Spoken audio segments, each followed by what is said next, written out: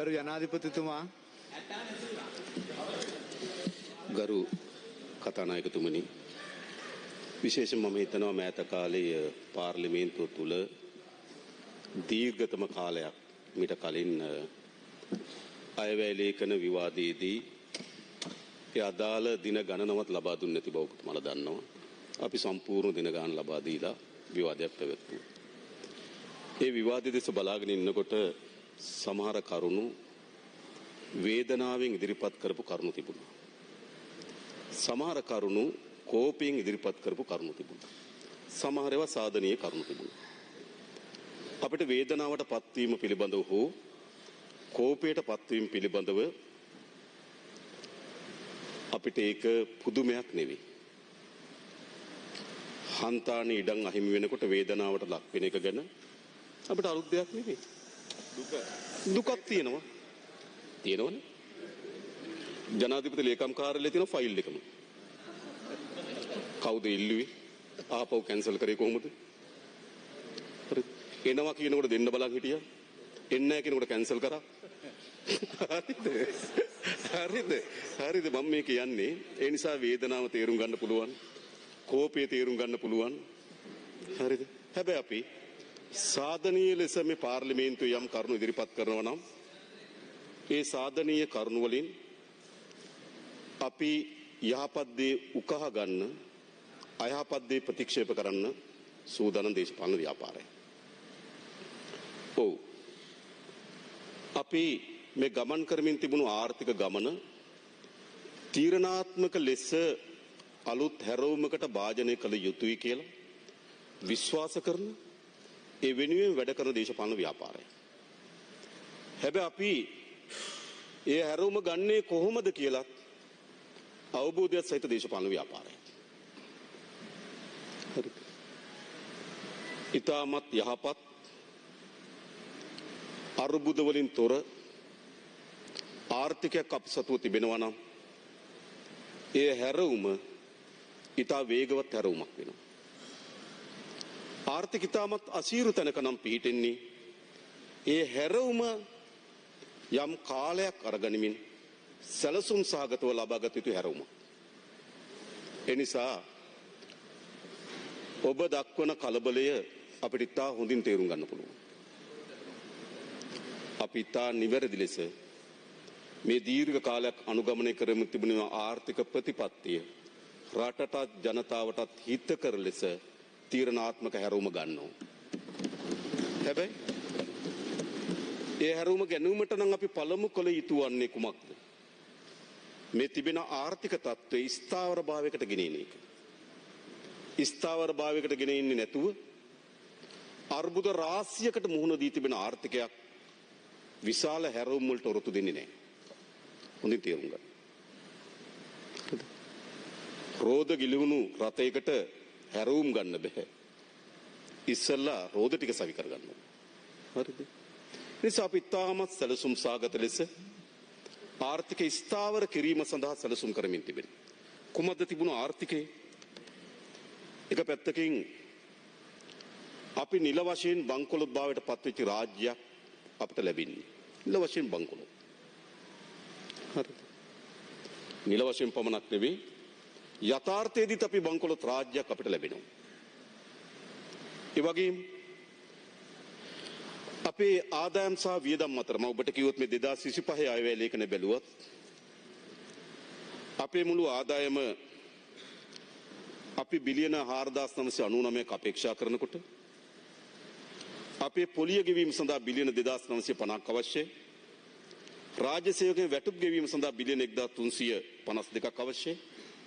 විශ්‍රාම වැටුප් ගෙවීම සඳහා බිලියන 442ක් අවශ්‍යයි.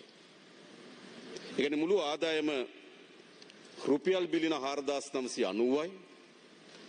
පොලිය ගෙවීම, රාජ්‍ය වැටුප් ගෙවීම, විශ්‍රාම වැටුප් ගෙවීම බිලියන 4744යි. ඉතිරි වෙන්නේ බිලියන 205. ඉතිරි වෙන්නේ බිලියන 256යි. මේක තමයි තිබෙන ආර්ථිකය. මේක හිම හරවන්න පුළුවන්. එහෙම කඩිමුඩියේ කලබල කරන්න පුළුවන් ආර්ථිකයක් නෙවෙයි මේක මතක තබා ගන්න.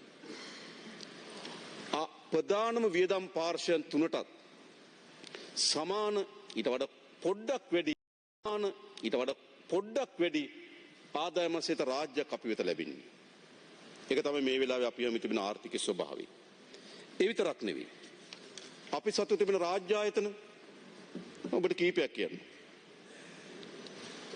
රූපවාහිනී සංස්ථාව බැලුවොත් ඒකේ ගිය අවුරුද්දේ පාඩුව බිලියන 256 ණය තියෙනවා මිලියන 1837ක ආයතන. ගුවන්විදුලි සංස්ථාව බැලුවොත් ගිය අවුරුද්දේ පාඩුව මිලියන 152යි ණය තියෙනවා මිලියන 1603ක. ITN නානිකාව බැලුවොත් ඒකේ ණය තියෙනවා මිලියන 1476ක. අපි ලංකා සුගර් කම්පැනි එක බැලුවොත් ණය තියෙනවා මිලියන 11165ක. රාජ්‍ය වැවිලි සංස්ථාව බැලුවොත් ණය තියෙනවා මිලියන 3216ක. අපි මිල්කු ආයතන බැලුවොත් ණය තියෙනවා මිලියන 15096ක. ඒ අලංක බැලුවොත් බිලියන 340ක ආසන්න ණයක් තියෙනවා. මම ගොඩක් කියන්න යන්නේ කුමද තියෙන්නේ? විශාල ණය බර වලින් පෙළුණු වාර්ෂික විශාල පාඩු ලබන රාජ්‍ය ආයතන සමූහයක් අපිට ලැබෙනවා. උපයා ගන්න ආදායම මා කලින් කියලාද ශීර්ෂ පාඨයන්ට පමණක් ප්‍රමාණවත් වෙන ආදායම සහිත රාජ්‍යයක් අපිට ලැබෙනවා. ආදායම ඊට 14 ලක්ෂ කේන්ද්‍රගත වුණු රාජ්‍යයක් අපිට ලැබෙනවා. ආර්ථිකයට දායකත්ව වෙන කණ්ඩායම් ඊට කුඩා කණ්ඩායමක් අතර සංකේන්ද්‍ර වුණු රාජ්‍යයක් අපිට ලැබෙනවා.